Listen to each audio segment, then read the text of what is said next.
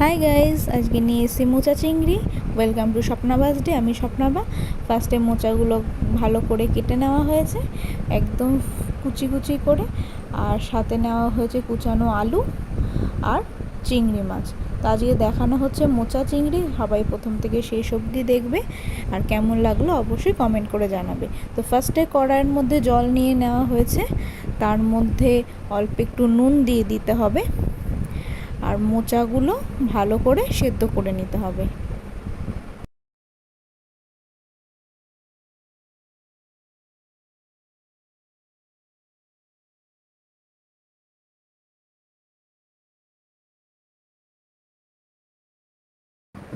মোচাটা ঢাকা দিয়ে ভালো করে সেদ্ধ করে জল ঝরিয়ে নিতে হবে।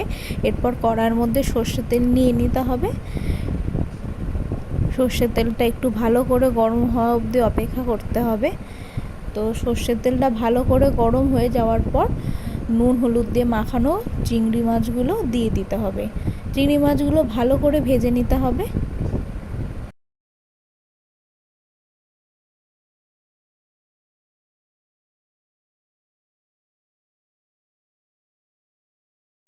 তো বন্ধুরা, আমার চ্যানেল এখনও যারা সাবস্ক্রাইব করেন তারা প্লিজ সাবস্ক্রাইব করে দিও, আর অবশ্যই পাশে থাকা বেল আইকনটা ক্লিক করো, তাহলে আমি ভিডিও দিলে সবার আগে তোমাদের কাছে পৌঁছে যাবে। আর কমেন্ট করে জানিও কেমন লাগলো। তো চিংড়ি মাছগুলো দেখতে পাচ্ছ খুব ভালো করে ভেজে নিতে হবে, লাল লাল করে। তো মাছগুলো প্রায় ভাজা হয়ে গেছে, এরপর মাছগুলো তুলে নিতে হবে।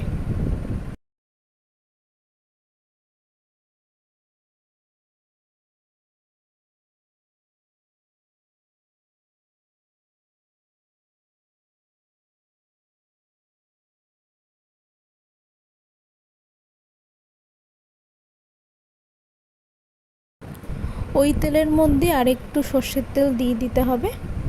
তো তেলটা গরমই আছে, তার মধ্যে গোটা জিরা ফোড়ন দিতে হবে। তো গোটা জিরে ফোড়ন দেওয়ার পর এর মধ্যে কুচানো আলুগুলো দিয়ে দিতে হবে, দিয়ে ভালো করে নাড়ি চাড়িয়ে নিতে হবে। এরপর এর মধ্যে কটা তেজপাতা দিয়ে দিতে হবে।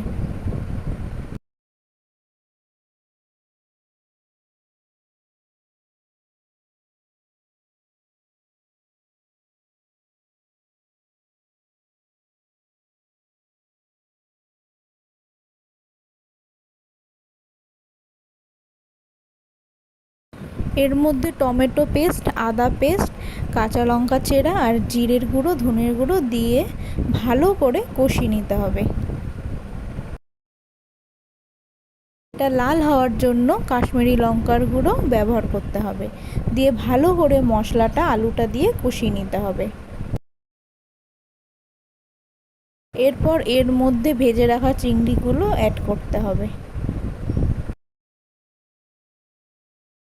এরপর সেদ্ধ করা জল ঝরানো মোচাগুলো এর মধ্যে দিয়ে দিতে হবে, দিয়ে ভালো করে সবটা মিশিয়ে নিতে হবে।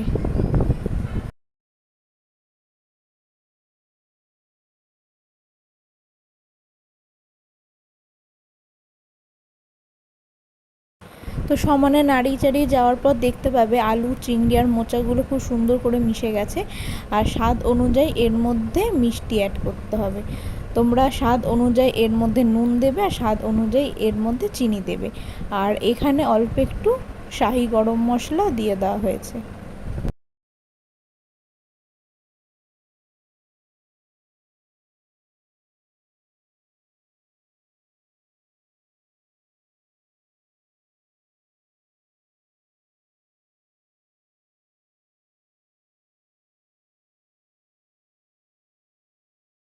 তো সমানে নাড়ি চাড়িয়ে যাওয়ার পর দেখতে পাবে যে ভালো করে আলুগুলো সেদ্ধ হয়ে গেছে, আর সুন্দর করে মোচাটা মিশে গেছে। আর একটুখানি ঢেকে রাখতে হবে।